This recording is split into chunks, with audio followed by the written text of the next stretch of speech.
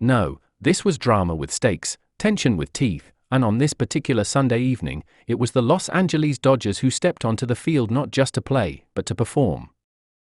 Tony Gonsolin, a man often flying under the radar, took the mound like a character stepping into the frame with quiet authority. No dramatic flair, no theatrics, just focus, just fire. Every pitch he threw sliced through the thick desert air like a sharpened blade, 5 scoreless innings that felt less like work and more like poetry in motion. Gonsolin wasn't overpowering, he was strategic, like a chess grandmaster moving with patience, precision, and a plan. He pitched with purpose, with calm in his eyes and confidence in his delivery, and by the time he exited the game, the script was already shifting in favor of the Dodgers.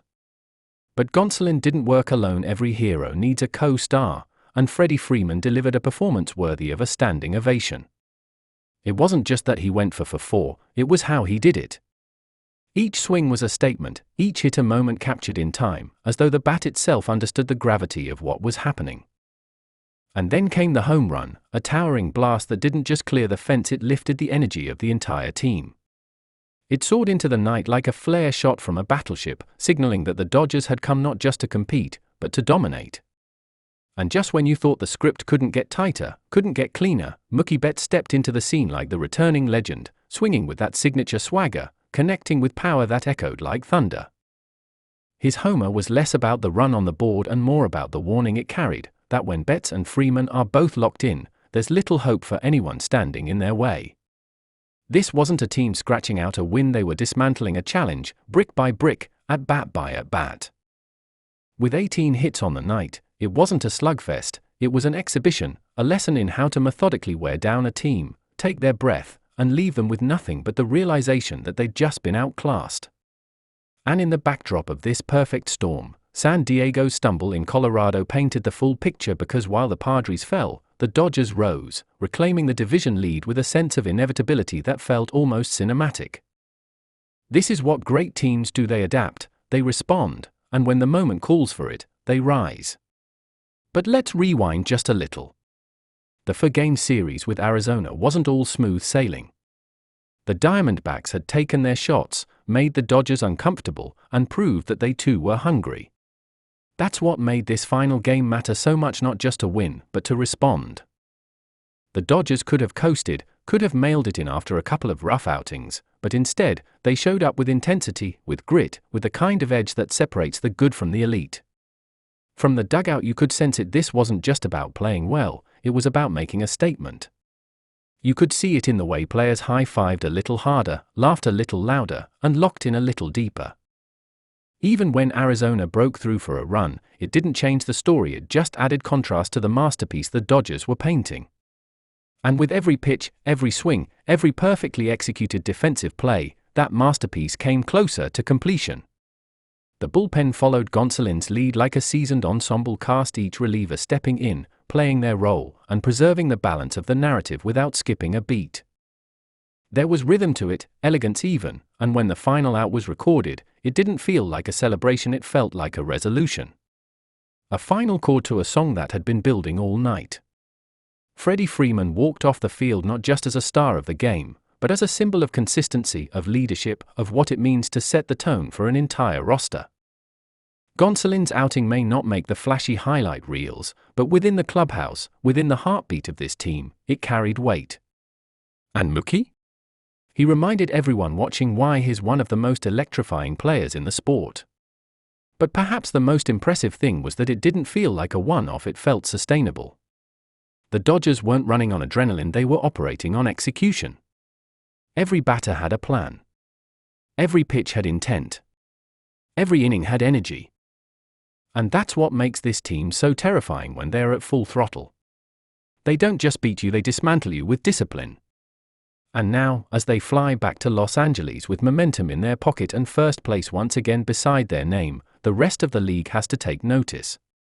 Because this wasn't just a win in the standings, it was a chapter in the story of a team that refuses to be counted out, a team that knows how to respond when it matters most.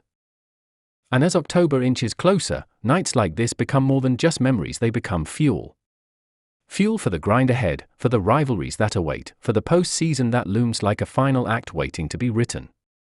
And you better believe the Dodgers have their pens ready. They've written this story before. They know how it ends. And if this game was any indication, they're ready to do it again, scene by scene, pitch by pitch, win by win. Because for this team, it's never just about one night. It's about legacy. And legacy, just like baseball, is built one unforgettable performance at a time. It was a night that felt more like a statement than just another regular season game, a reminder that when the Los Angeles Dodgers click into gear, they're not just playing baseball, they're orchestrating dominance. Picture this: the Arizona desert, the roof closed at Chase Field, fans filing in with a quiet optimism, hoping maybe their Diamondbacks could chip away at the momentum of a division rival. But then came the sound of leather popping in the mitt, of bats cracking with precision, of cleats cutting through the base paths like blades on ice.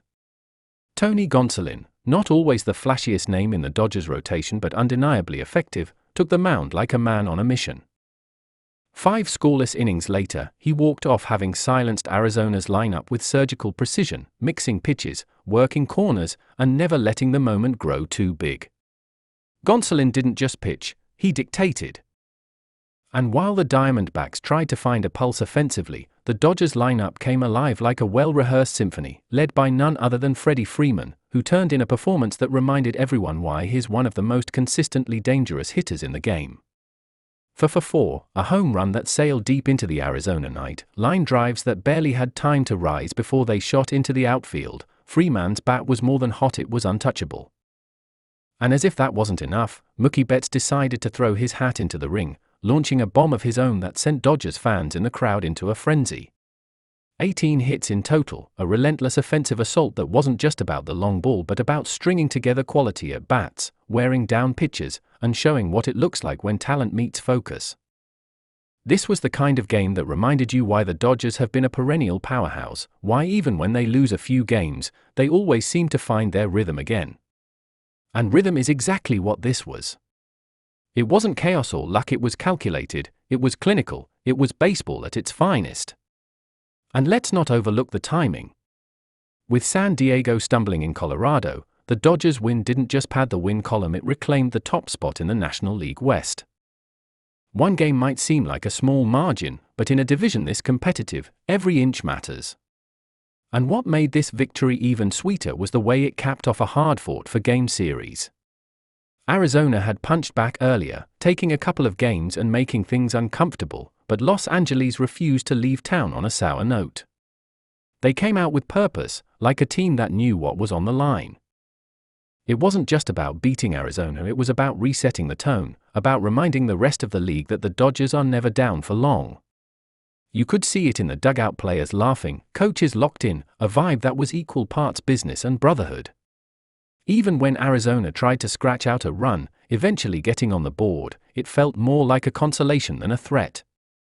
The Dodgers had built a wall too high, a lead too wide, and a game plan too perfect to be derailed by a late-game rally. And Gonsolin? He set the table beautifully, handing it over to the bullpen with the kind of trust that only comes when everyone is pulling in the same direction. There were no wasted pitches, no unnecessary risks, just efficient, intelligent pitching that neutralized hitters and allowed the offense to shine. It's not always the flashiest outing that makes the biggest impact, and Gonsolin's 5 shutout innings were exactly what the Dodgers needed. Then there's Freeman. What do you even say about a guy who goes for 4 with a homer and looks like he could have kept hitting all night? His swing was balanced, his timing impeccable, and his ability to hit to all fields keeps pitchers honest in a way few others can. Every time he stepped in the box, you felt something was going to happen, and more often than not, it did. Combine that with Betts doing Betts things, and you have a duo that can carry a lineup on any given night. But this wasn't just a two-man show. From top to bottom, the Dodgers lineup was alive, putting pressure on Arizona from the first inning and never letting up. Singles turned into doubles, routine plays turned into close calls, and you could feel the Diamondbacks' defense wearing down under the weight of it all.